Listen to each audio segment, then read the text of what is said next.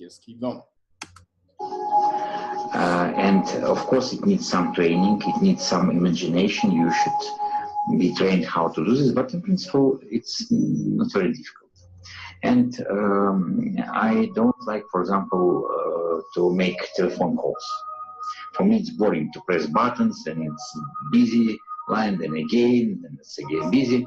So when I need to contact someone, I just contact this person in mindset, and they ask the person to call me, and it works. I want to get this straight. There's a misconception.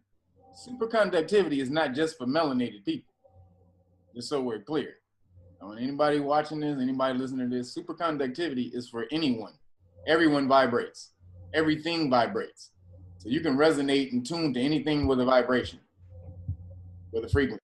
It just melanin makes it easier to do it. However, it doesn't make it possible to do it and someone else is not possible to do it. Everybody can do it. Just need to consciously be able to be on that vibration. Now, melanin is so powerful that you tune to people, we tune to each other without even thinking about it, because melanin thinks on its own. But again, for it to work to manifest at its greatest power, it has to be consciously, and then you are manipulating the vibration of your melanin on a conscious level. So this is kind of like blockchain, if you would. Say again. So it's kind of like, almost kind of like blockchain on some kind of, on a mental level, so to speak. It is. I mean, you understand, all of the blockchain is a network. Your brain is a network. All of the, your melanin system is a network. It's meaning it relays signals and energy. That's all a network is. Something that relays energy or conducts energy back and forth, from one place and one point to another. So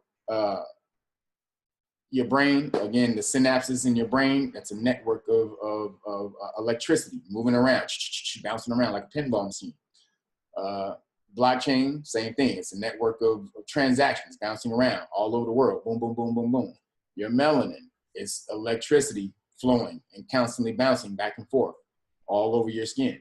So yes, all of that is the network, but to understand it on the smallest scale, or to understand it on its greatest scale, mean that you understand it on a smaller scale, and you can explain it in the simplest term, to the smallest person.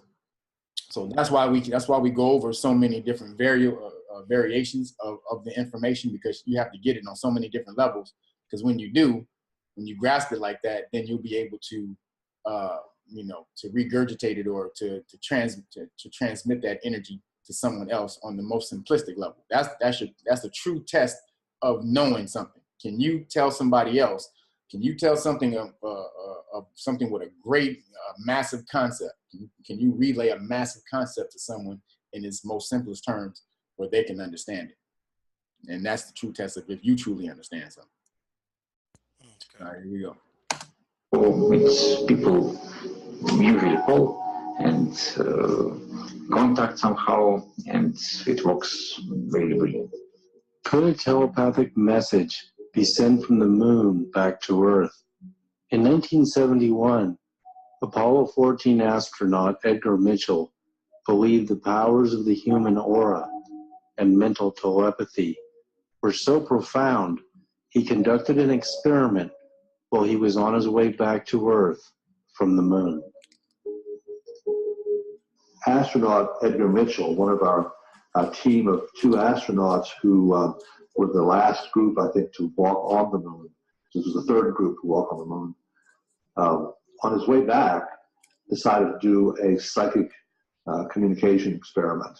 He didn't tell his superiors about it, but he'd arranged with several psychics on the ground back here on Earth to try to send them psychic messages about cards. There's a set of cards called the Zener cards, which have patterns on them, and during several intervals on the way back from the moon, he was 200,000 miles or more from the Earth at some of those times, he would send these signals back to psychics on the Earth.